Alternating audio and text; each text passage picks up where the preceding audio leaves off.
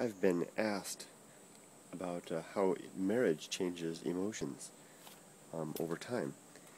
The question as it was phrased was, how do the emotions, how do the feeling for the other person change after marriage?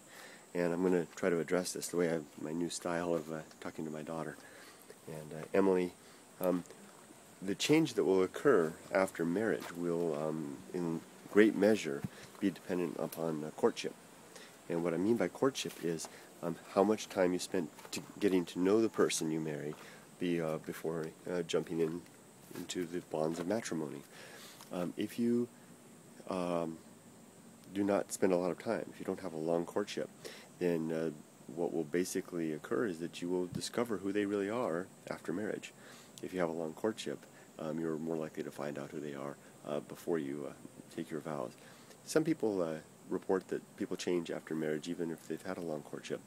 I don't know about that, but there's evidence that some people claim that occurs. But in my book, it simply seems that if you spend enough time with somebody, you're going to learn who they are.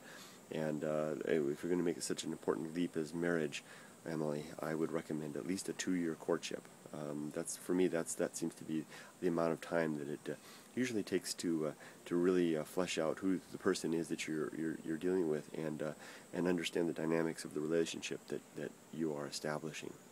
If you spend that time with that person, then the changes that will occur after you become married will really be more detail-oriented, related to getting used to operating under the same roof, assuming you didn't live together beforehand.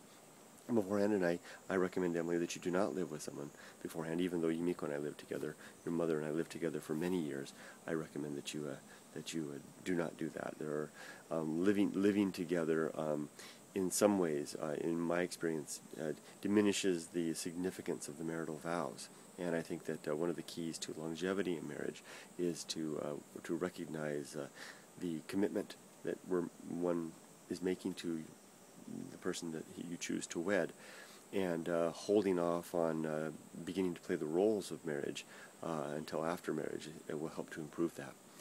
So waiting will allow you, if you wait then, after your marriage, what will really happen is after you're married, you will learn about the dynamics of living together under your new living arrangement, and will, over time, if you were well matched and you discovered you were well matched through a long courtship, then you will really grow into familiarity and comfort with one another. Your individual idiosyncrasies will become more familiar to one another and will change as well. So you get used to the other person's odd quirks, and at the same time their odd quirks adjust in some ways to fit the match. Indeed, our emotions and our actions are malleable to a limited degree. I'll give you an example of your mother and I, for example. Your mother and I are as different as two people can be, yet we complement one another in our strengths and weaknesses. She holds up. If you imagine our household our marriage is a household, she has beams that support one end of the structure, and I have beams that support the other end of the structure, and together we create a solid union of marriage, in which you, as our daughter, are being raised. That's one of the goals of marriage, is to create a safe and loving household in which children can be raised without being too soon exposed to the mental challenges that come with adulthood, and having an innocent shelter, in a way, or a shelter where innocence can be enjoyed is key to that. So, if you're worried, the person that I'll skip back now to the person that sent me the message.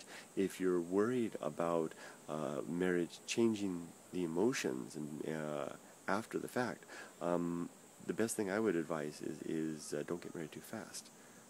Go for the long courtship. It's really well worth the time. It's been shown that through numerous studies that short courtships, rapid marriage without getting to know one another, and that coupled with also with a youth tend to decrease the likelihood of success in marriage. Of course, there are probably many examples of people being successful regardless of that. That's another key point there that I was going to say, and I was going to make this another video one day. But Emily, this is Papa talking to you again.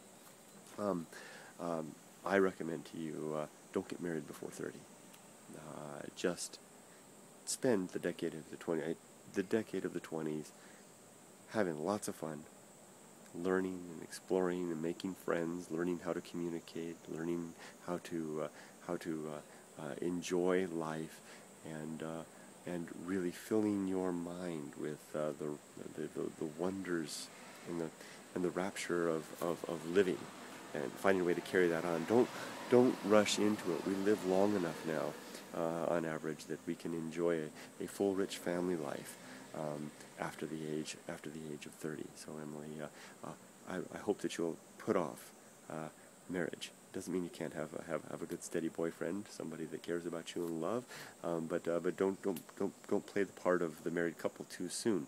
Trust me, there'll be plenty of time for that later, and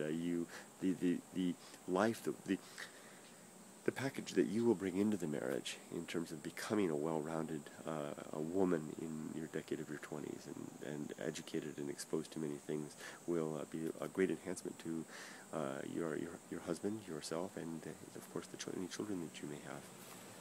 So there we go. I hope that's helpful. Emotional changes in marriage seem to be dependent upon courtship. In my experience, in courtship and on courtship length and age. Have a nice long courtship.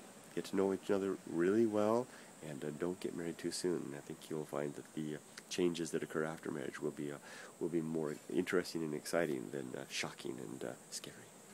Take care, everybody.